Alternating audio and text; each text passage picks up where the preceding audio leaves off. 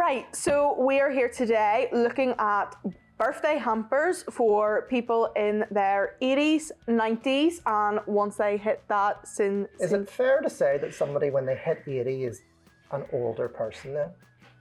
I would call them an older person, but not old, because I think old is like a mindset. You're not. Oh, very good. I would concur with that.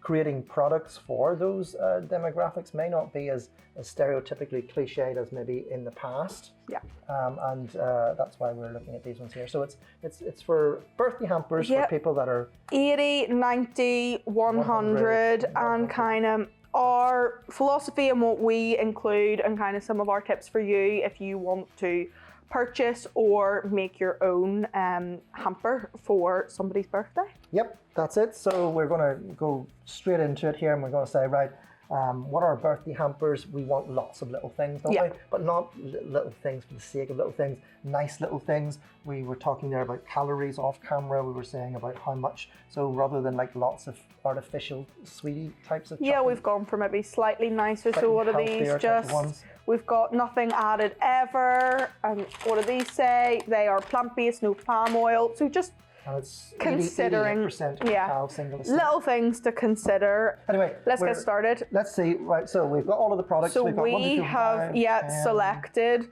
what we want to be on top. So we kind of cherry picked a few things that had a color scheme, and I've picked what we're going to present on top. So that's it. Yeah, we've got whenever you're doing hampers or whatever, it's important to have lots of little things, but also mix in a few more expensive things and whatever, because that's the lead aspect of stuff. So we want to get those lead elements on top. We don't want to bury them down there. Then it looks all like higgledy-piggledy. So to make your hampers look professional, what you do is you take the more prominent parts of the hampers and you design your top according to the size of your container. We're lucky that we do have a bit of a color scheme going in. If you're running around in the shops grabbing stuff, have that maybe somewhere in your mind that you might want to pick different things with a color theme. But again, like we're going to show you, you can hide other things underneath. So will we? So once again, we are sort of lucky. We've got all numbers of colors and whatever, which sort of like lend into it. That's what you would expect if you were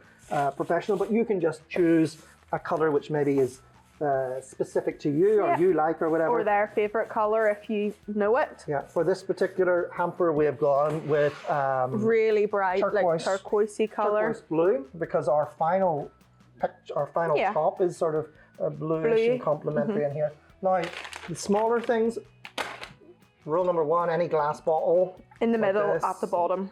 Pack around it, keep it steady and still.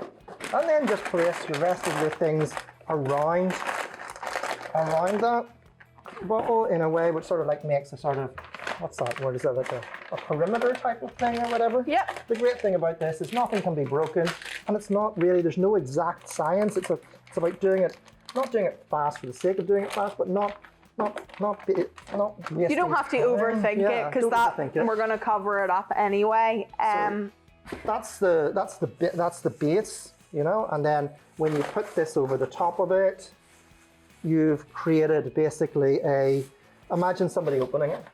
They're going, I just love this color. You like this color? Yeah, it's really bright. That's another little trick as well there. I've just seen myself do that kind of cutely. Is that if the things on the bottom are a wee bit taller than that, just invert what your original plan was. Really, you know, I know, but it is a how-to guide. After 20 years experience, you'd hope you'd know. A few things or two, yeah, that's right. So that's it. That would be, you know, I think that we did all of this whenever, say for instance, it was during COVID, and I think we had, you know, it all closed, and I went, right, I got to do better. I got to do more. And so I came upon and I had to be able to do it all. There was fewer people, you had to distance and everything. So whenever you're coming in and you don't have people, especially in that most difficult time, I think, of COVID, you know, March, April, whatever, it was really small businesses like us that were two, my sisters and themselves.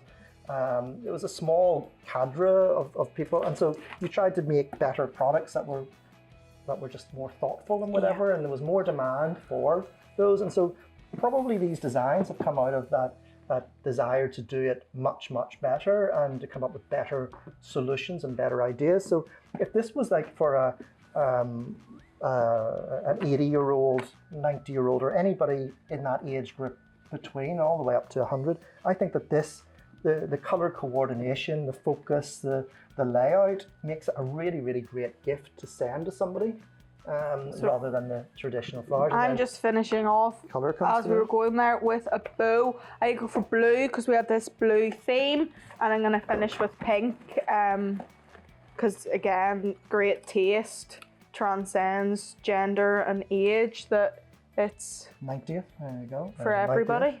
So there we go. That's our guide on how to design better birthday hampers for the older man and woman in Europe, UK, Ireland, anywhere in the world, really. Okay. Super.